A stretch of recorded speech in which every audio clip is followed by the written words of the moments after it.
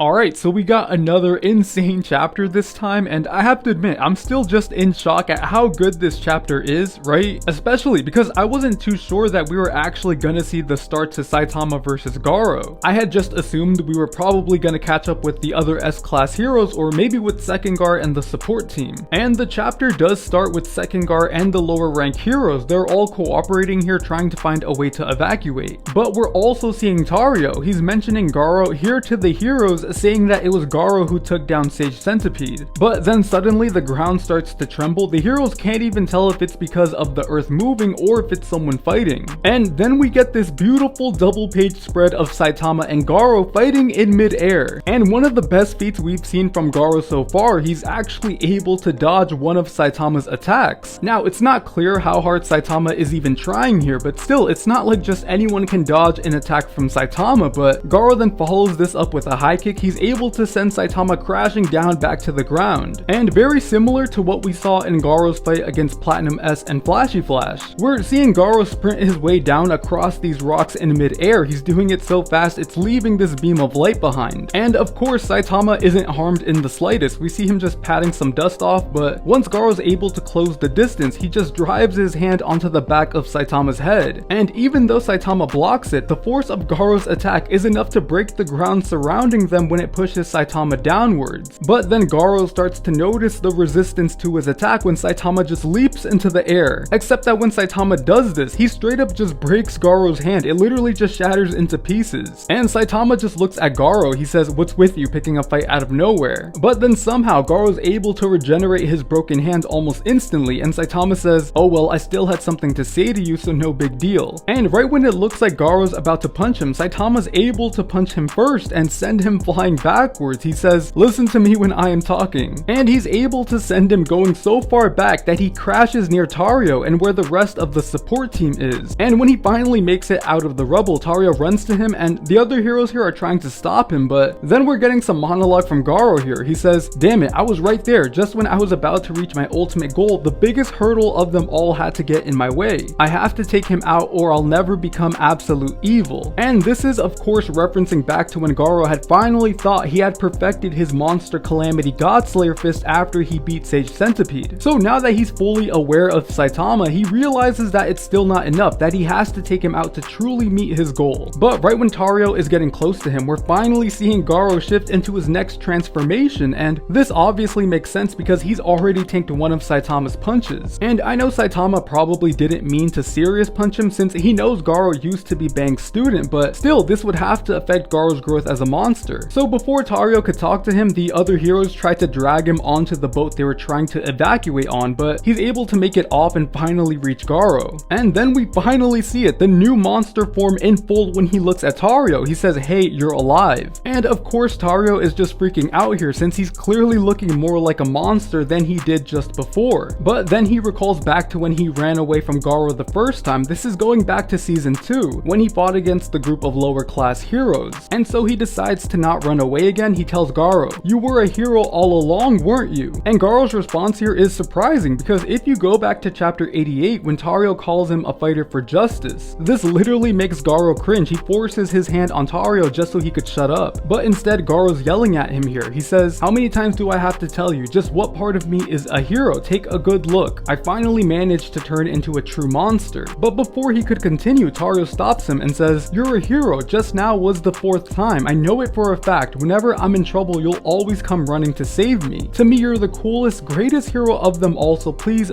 stop pretending to be a monster. You'll make everyone misunderstand and hate you. I don't want that." And this cuts really deep because it actually reminds me a lot of Bang. Because in Bang's backstory, he had his older brother there to ultimately discipline him for going down the wrong path. And ever since Garou defeated Bang, it was like Garou made a statement to say that he is willingly choosing to walk down this path even if Bang is telling him it's the wrong one. Except we're finally seeing Garou start to realize what Bang was saying because it's essentially what Tario is saying now. And you can even see it on his face, and when he's looking down at Tario, he thinks to himself, he says, "What the hell, don't make that face, not when I can finally show you the moment where the monster wins." So again, it's like Garou is finally realizing that he's really sacrificing a lot here to reach his goal. But it's not like he's ready to give up either, right? So he's constantly tossing back and forth on either following the voice of his heart like Bang Bank said, or throwing it all away to become this symbol of absolute evil. But then we're seeing Saitama, and I love everything that happens after this point in the chapter. He's walking up to Garou and says, "You're Garou, right? Man, you're gonna make the old man cry. You hunt down heroes, wreck a bunch of dojos, and now you're pretending to be a monster and making kids cry? Act like a grown-up, for crying out loud. No need for sudden hissy fits." And what I love about Saitama in this moment and later on throughout the rest of the chapter is that he's choosing to go out of his way to talk some sense into Garou. And this is interesting because he was ready to just leave him alone in the last chapter. But no, we're seeing him take a different position here, and I really like this because it reminds me a lot of when Saitama had that moment with Genos a few chapters back. In other words, we're seeing Saitama as a master or as a teacher here, where he gets personal and shares his wisdom. And after taunting him for a bit, Garou decides to get serious and remembers back to his mission about correcting the world's injustice. And Taro starts to freak out when he realizes he's about to fight with Saitama. He tells him to back down or else there's no coming back from this. And man, I love this part so much when it's actually Saitama who initiates the next confrontation. He gets in Garou's face and says, "You wanna hit me? Go ahead." And Saitama with the banter, he says, "You chicken?" And of course Garou doesn't back down from a challenge. He looks at him and says, "Don't make me laugh," and you can see both of his eyes go pitch black. Garou is not messing around here. So then he straight up throws a massive punch at Saitama, but obviously this doesn't even leave a scratch on him. And when he talks, he doesn't even look at Garou next. Instead, he looks at Taro and says, "Don't worry, I won't get hurt." And right when Garou goes for the next attack, Saitama just slaps him away like he's a fly, telling him, "Let's take this over there." And now that it's only Taro and Saitama, he asks Taro if it's okay to stop him and not to kill him. And you just have to love Saitama. It's like he cares more about Taro here than Garou. So then after Taro nods his head to say yes, we get this amazing panel of Saitama walking away, letting him know that he'll take care of everything. And again, guys, I can't say it enough. This chapter was just so good, and I know I'm probably gonna get a lot of people mad by saying this, but I think I actually like manga Garou more than webcomic Garou. And the reason for that is it just feels like there's so much more story now with Garou as a character, because it's more than just Garou wanting to become the symbol of evil and fear. There's now an inner conflict that he has to juggle with, and it makes him so much more heartfelt and personal than what I think Garou had to offer in the webcomic. And to be fair, I love both versions of Garou, right? But I just can't help but appreciate the value One and Murata are giving Garou here. It goes beyond him just being some crooked hero because it touches on a lot of characters like Taro, Bang, and Saitama, for example. So it's like his character has a wider scope in comparison to what I saw from him in the original storyline. So overall, I cannot wait for the next chapter. I think One and Murata outright spoiled us with this many pages in a single chapter. Everything about it was just borderline perfect. But alright guys, that's going to be the end of the video. Thank you so much for watching. If you liked what I had to say, then please leave a like. I'd greatly appreciate it. And let me know in the comments how you're all feeling about this week's chapter, anything you agreed or disagreed with. And like always, if you're interested in more One Punch Man content, then make sure you subscribe. I'll be doing more here on the channel like always. And yeah, again, thank you so much for watching, guys. Have a great day.